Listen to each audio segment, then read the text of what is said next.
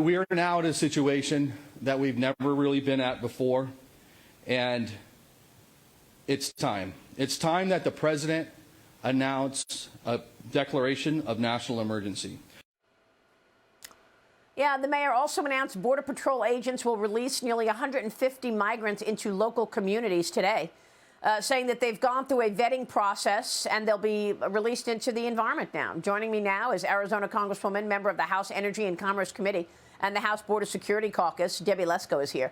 Congresswoman, thanks very much for being here. How do you assess what's going on at the border right now?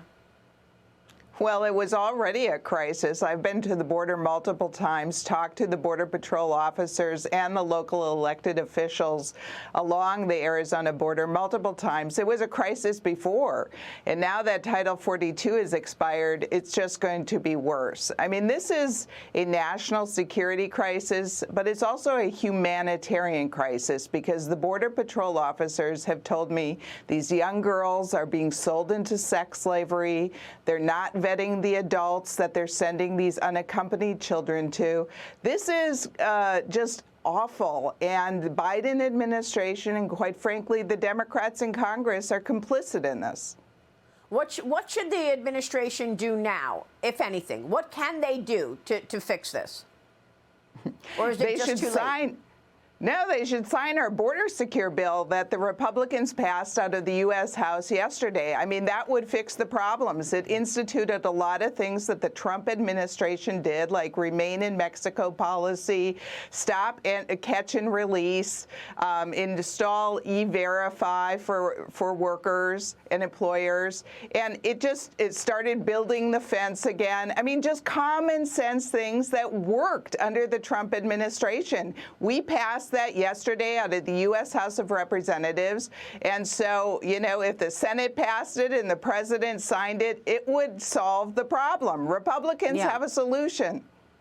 Well, I mean, look, let's talk about that and what you heard during that border security bill passing yesterday. I know that the Republicans passed their border security bill, but what did you hear on the other side from Democrats? DHS Secretary Mayorkas says that the entire border crisis is Congress's fault. Watch this.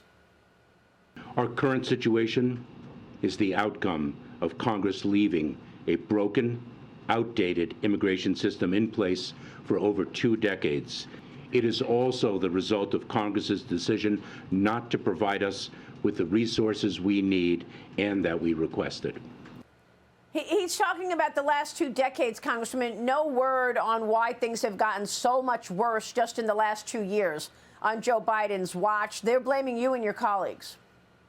Well, they're absolutely false. And what I pointed out on the floor of the U.S. House of Representatives yesterday is in the last 2 years, they had total control over the U.S. House, the U.S. Senate, and the U.S. presidency, and they did nothing to secure the border. So I don't want to hear from them how we should work with them for a comprehensive immigration reform. They had 2 years, total control to do something. They did nothing. I believe they want an open border. All of their policies lead to it. President Biden on day 1 stopped construction of the border fence. He undid the good policies that happened during the Trump administration that curtailed illegal immigration. They want open borders.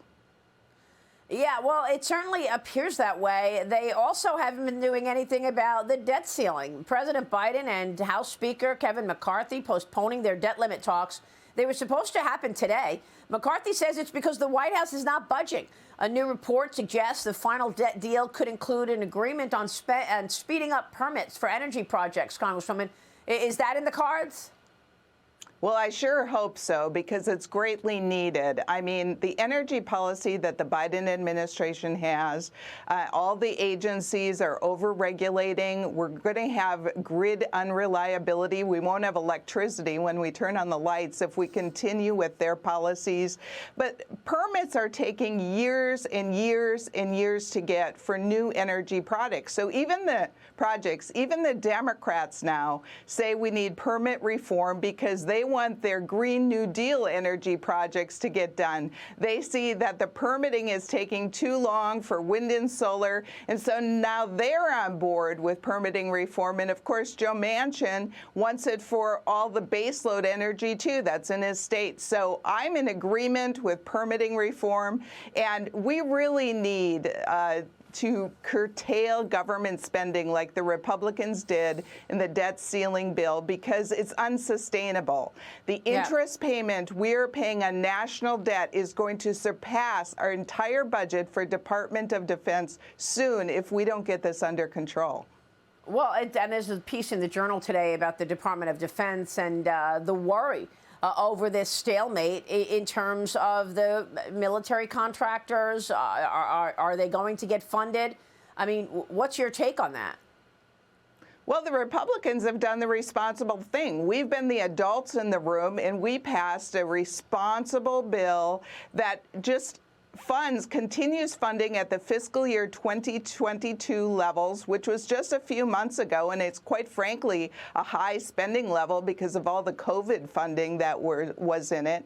And then we will increase the funding by 1% per year for discretionary spending. So that's responsible. That's what U.S. taxpayer dollars want, and so Biden just needs to go along with it in the Senate. Now, whether he does or not, I don't know.